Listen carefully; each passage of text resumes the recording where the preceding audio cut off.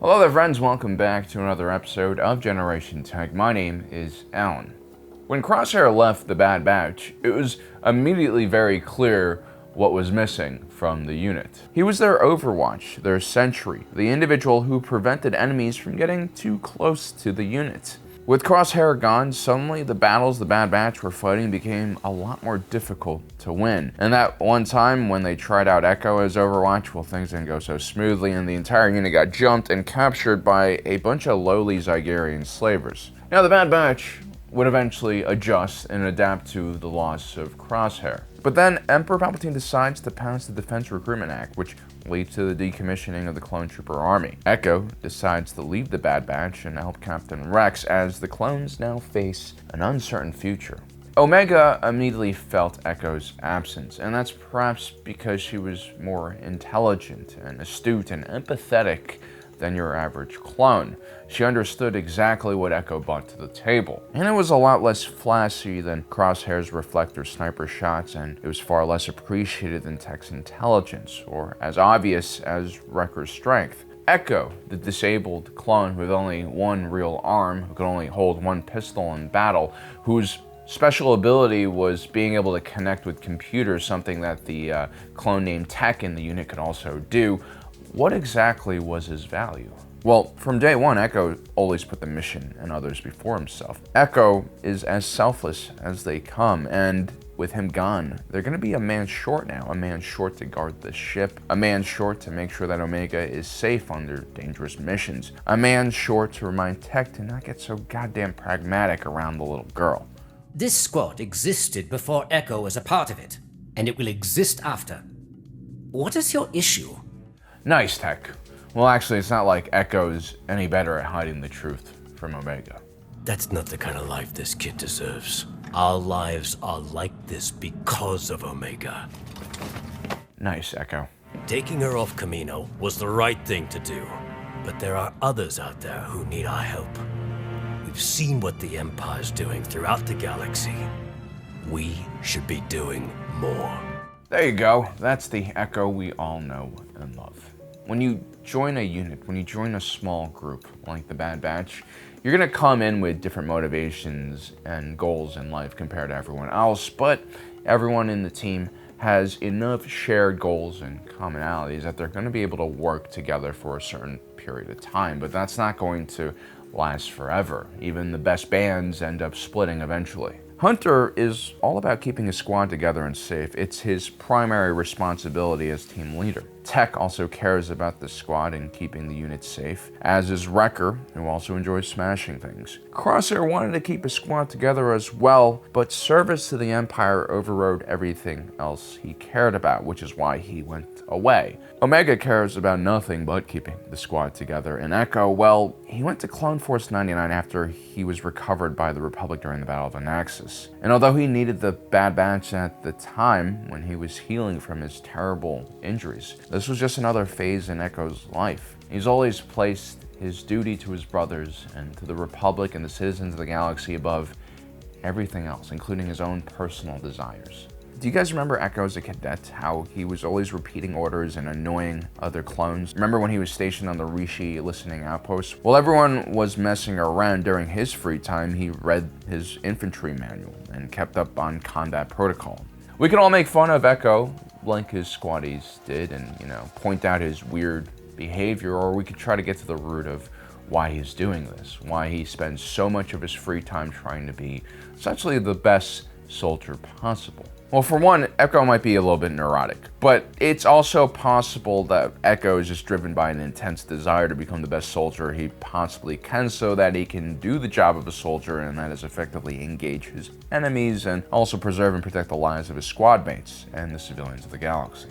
While it's easy to see Echo as a pain in the ass, it's also very easy to see Echo as the only person who's taking his future job and responsibility with the right amount of seriousness, because, no amount of training can prepare you for combat, but more training usually doesn't hurt. And so Echo dove into the only instruction given to him and tried his best to learn, and I think that is super admirable. You know, in the creative industry, we have this saying, learn the rules before you break them. Like if you're gonna do some kind of composition, do a painting or take a photo, understand the classical way to compose a photo before you break those rules, so you understand why you're breaking the rules and what kind of feeling you're trying to convey to the audience.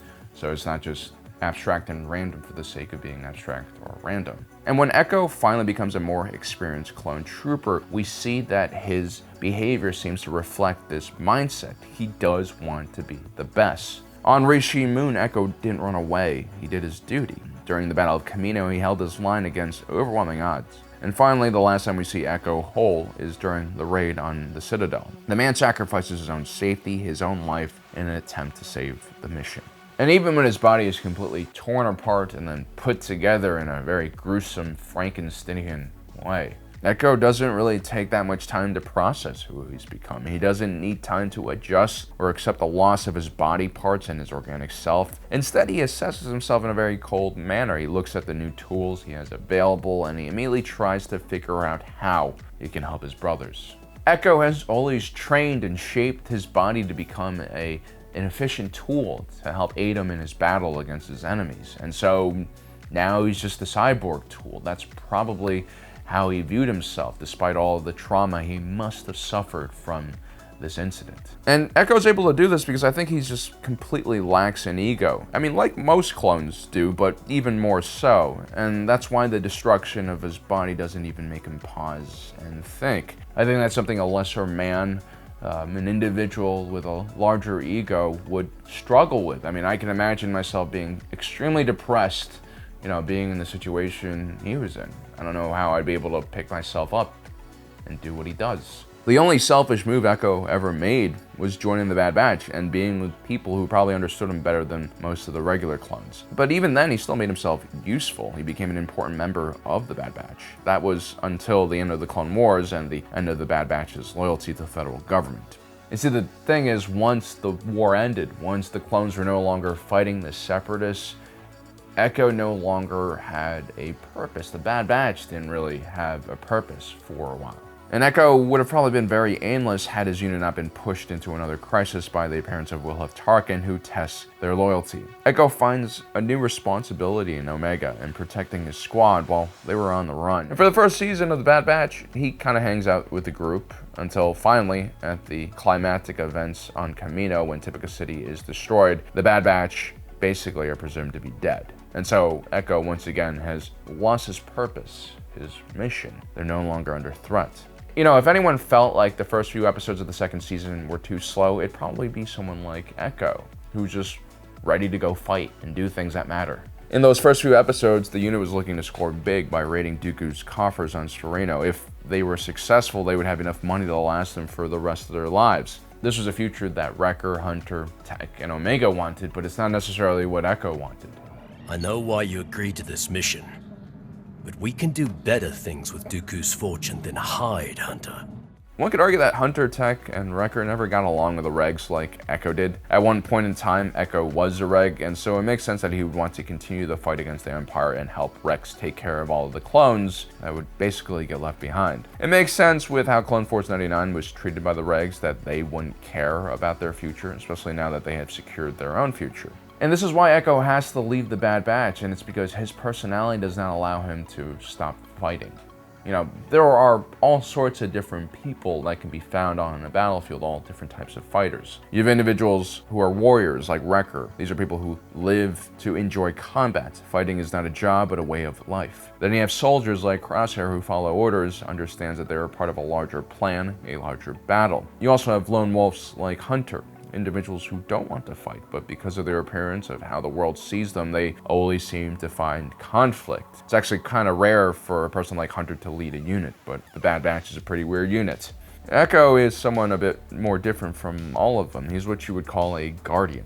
He's an individual who fights to protect what he loves. He finds joy or some kind of satisfaction by helping others, and it's enough to sustain him through life. I mean, in many ways, Echo has kind of figured out life through his selflessness. It's not a life that you and I might be comfortable with, but it's a life where he has zero anxieties. You know, he doesn't care about what other people think of him, about how he looks, how he dresses, or doesn't care what other people think about, what he does for a living or how he sounds. What he really cares about is helping the people around him. He's completely free from bullshit. I mean, the only thing Echo is afraid of is probably the silence of not doing anything. I've had the fortune to meet people like Echo. And being the cynical person I am, I'm always wondering what is their motivation? Are they doing this for praise? Why are they continuing to risk their lives to help other people? What do they get out of this? Why do people like Echo leave their family, the Bad Batch? And I begin to realize it's not that these people don't love their families. It's not like they want to risk their lives constantly. They're completely aware of the dangers. They're aware of how selfish it is for them to risk their lives because they know it'll affect their family members. The thing is, these people, they've found a calling in their life. They've become normalized to violence and taking great risks. They feel comfortable being uncomfortable. They probably don't see themselves as heroes like we all do looking from the outside. And that's because from where they're standing, what they're doing is just logical. It's what they've known. It's what their experiences have led them to. Why would Echo, with his last remaining real limb, try to protect his brothers? Well, for him, it's actually the least terrifying option. It's far less terrifying for him to go out in a blazing glory than to just, retire on a desert island with the Bad Batch drinking Mai Tais. That thought terrifies him. The good news is I don't think this will be the last we see of Echo. I also think the Bad Batch will probably have to come around eventually and help Rex in his mission. Even though they are mutated clones and not regs, Echo is their family, and you don't leave family behind. So there you have it, guys. That is my interpretation of Echo. I think he's gone through a lot more than most clones in the galaxy, and so it's kind of interesting to see how his story unfolds. Am I surprised that he left the Bad Batch? No, I'm not. I think he's always been driven, by a sense of purpose. And I think he's also running away from a lot of trauma. I think there's this one scene where after he gets knocked out in that cafeteria food fight and he wakes up with all these mechanical appendages and robotic arms around him and he starts freaking out because clearly he suffered a lot when he was under Separatist captivity. And so maybe this is just one way for him to make sense out of everything, to continue to fight and not really pause and think about what's happened. Let me know in the comment section below what you guys think. Also, don't forget to subscribe and hit that notification button down below so you don't miss out on the rest of our awesome content. As usual, my name is Alan, reminding you that my allegiance is to the Republic, to democracy,